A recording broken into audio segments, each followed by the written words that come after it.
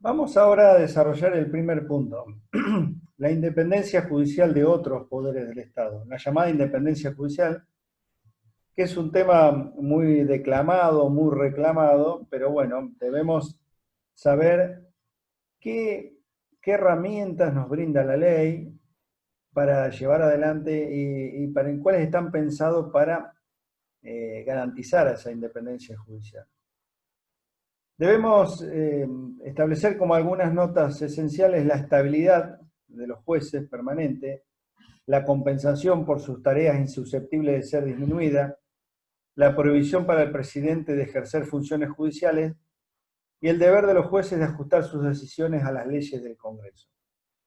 Si ustedes van a la Constitución Nacional, a los artículos 109 y 110, van a encontrar algunas de las características algunas de las normas que yo les decía, o van a encontrar, dice, artículo 110 de la Constitución Nacional.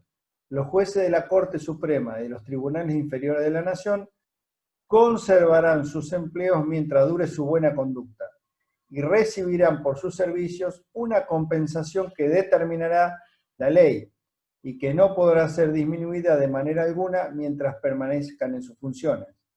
El artículo 109 de la Constitución Nacional dice: en ningún caso el presidente de la Nación puede ejercer funciones judiciales, arrogársele el conocimiento de causas pendientes o restablecer las fenecidas.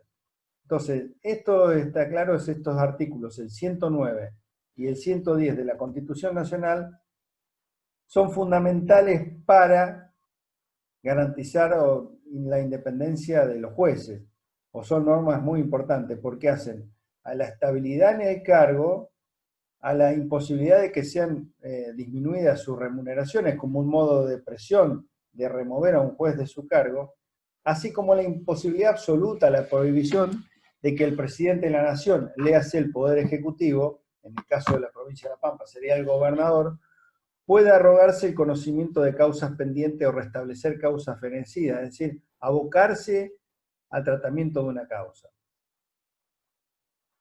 No existe, continuando con el hilo que tiene estas diapositivas, que son las que habitualmente usamos todos los años, no existe una norma en nuestra provincia que establezca una participación en las rentas de la nación, en las rentas nacionales o provinciales, como por ejemplo, sí lo establece la Constitución de Costa Rica y lo establecen también algunas constituciones en la provincia de Argentina, como Neuquén y creo que San Juan. La provincia de La Pampa no tiene autarquía financiera, aunque no es un tema que debemos creer que es el centro de la necesidad de garantizar la independencia, porque también la autarquía financiera puede suponer que en épocas de crisis económicas, de déficit presupuestario, que falten fondos del erario provincial, hace que el Poder Judicial debiera gobernarse a sí mismo y cubrir sus necesidades. Generalmente, depender del Ejecutivo a veces hace que dependa de tener las partidas presupuestarias que se le asignen, pero también tener la tranquilidad que en las épocas más difíciles no depende del Poder Judicial como tal, sino que depende de la provincia o del erario público en general. En la provincia de La Pampa, más allá que hay distintas escalas salariales entre empleados y funcionarios judiciales con otras ramas de la administración pública, en general todas las ramas de educación, seguridad, administración pública, entes autárquicos como IPAP, SEMPRE y el Poder Judicial, generalmente están atados a las mismas pautas salariales y al mismo funcionamiento en cuanto al cobro de su salario. También de la Constitución nacional y provincial se deriva que el presidente de ninguna manera puede, como se dice, arrogarse el conocimiento de causas pendientes o restablecer la fenecida. Quiere decir que no tiene funciones jurisdiccionales. Distinto es el caso de las funciones que tienen que ver propias del derecho administrativo, es decir, los reclamos que se producen de los ciudadanos respecto del Estado en tanto administración o de sus subordinados por medio del contrato de empleo público. Pero no podría el presidente de la Nación o el gobernador de la provincia de La Pampa asumir características de jurisdiccionales. Aunque hoy parezca un poco grotesco, hasta no hace muchos años algunos edictos policiales o códigos contravencionales, por ejemplo, daban la posibilidad al jefe de policía que actuara como juez en ese tema, en ese sistema de justicia contravencional, que esa justicia contravencional que en cierto modo es una justicia penal de menor cuantía que la Constitución de la Nación Argentina o la Organización Federal Argentina se la delegó a las provincias. Ese tema de los edictos policiales fue declarado inconstitucional en una causa que tuvo como protagonista a la provincia de Tucumán y que preveía que el jefe de policía de la provincia pudiera dictar sanciones, como puede ser un decomiso, un secuestro, hasta el arresto por algunas horas o días de los contraventores.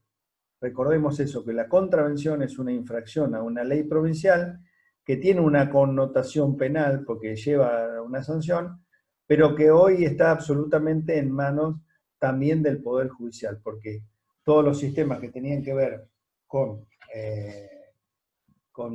diseños que dependían de la policía fueron muchas veces tildados con razón de inconstitucionalidad por vulneración a esa norma del artículo 109 de la Constitución Nacional que prohíbe el procedimiento al presidente de la Nación, digamos al Poder Ejecutivo, arrogarse conocimiento de causas judiciales.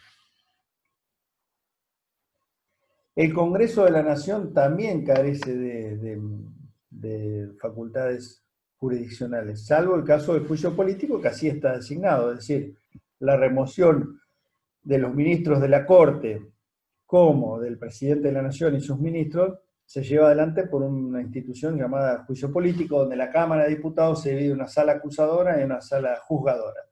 Lo mismo ocurre en la provincia de La Pampa respecto a los ministros del Superior Tribunal y al Procurador General de la provincia, como que están sometidos al proceso de juicio político. Sería la única oportunidad en la cual el Congreso o la legislatura pampeana, la Honorable Cámara de Diputados, tendrían alguna facultad jurisdiccional. En el resto no tienen ninguna. Es sabido que a veces los congresos de la Nación forman comisiones investigadoras que sirven como apoyo o como forma de recolectar pruebas dada la envergadura institucional de ciertos casos que han ocurrido, pero no pueden nunca tener ninguna chance de ser un organismo jurisdiccional porque afectaría seriamente la división de poderes y la independencia judicial. La independencia judicial, esto es una idea que trae, que lo van a ver en el tratado, en la obra del doctor Mayer, también en Binder, si abrevan en él, no necesariamente supone una organización vertical, sino fundamentalmente horizontal.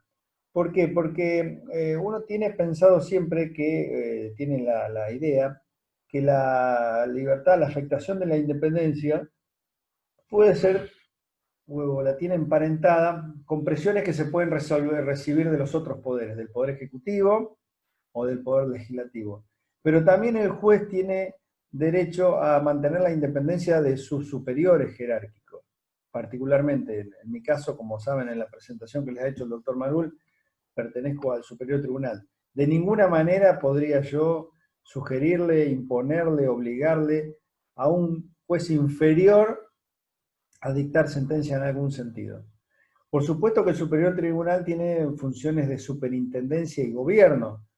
Puede decirle a un juzgado, mire, por cuestiones de diseño, de lugar, de físico, lo trasladamos del ala norte al ala sur de un edificio o alquilamos otro edificio para usted.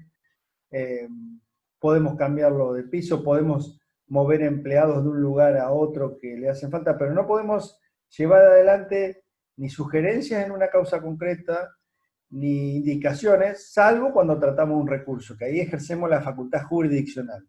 Pero es distinto a la facultad de superintendencia y gobierno. Por supuesto que podría ser una forma de afectar eso, dejarlo sin recursos a un juez, hostigarlo de alguna manera desde el punto de vista de los bienes materiales, de quitarle funcionarios.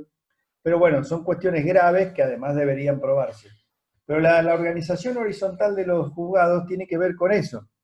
Y la provincia de La Pampa, en cierto modo, tuvo una intención con los jueces que se llaman audiencia de juicio, que conforman todo un tribunal horizontal. La provincia de La Pampa, en cierto modo, se quedó a medio camino, que sí lo han tomado otras provincias, de tener un colegio de jueces. Un colegio de jueces, como tiene la provincia de Neuquén, por ejemplo, es decir, todos los jueces están en una bolsa, unos hacen jueces de control, otros hacen como jueces de juicio, y otros hacen como jueces de un tribunal de impugnación, de un tribunal revisor. Es decir, están todas las tres funciones fundamentales, o cuatro: garantías o control, juicio, revisión y ejecución. Serían las cuatro competencias fundamentales que hay dentro de un proceso.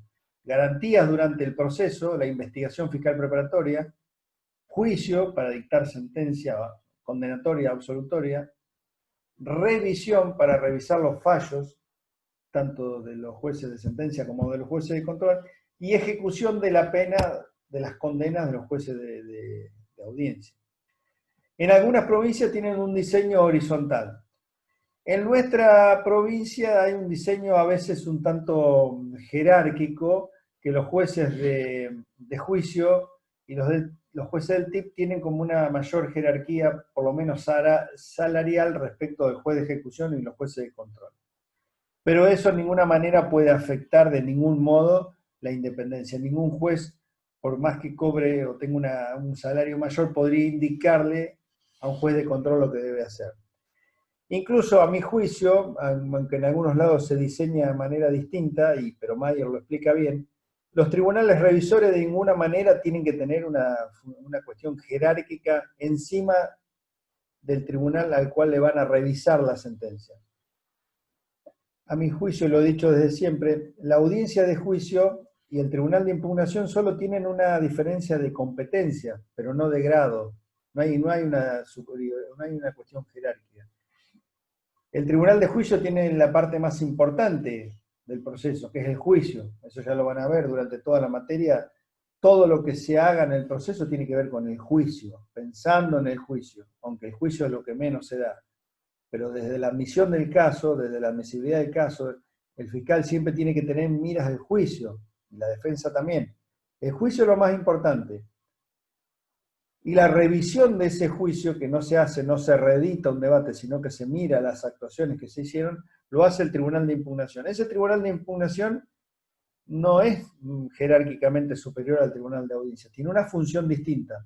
Por supuesto que en cierto modo tiene una última palabra porque revisa las sentencias de juicio, pero no hay una cuestión jerárquica, no hay que engañarse.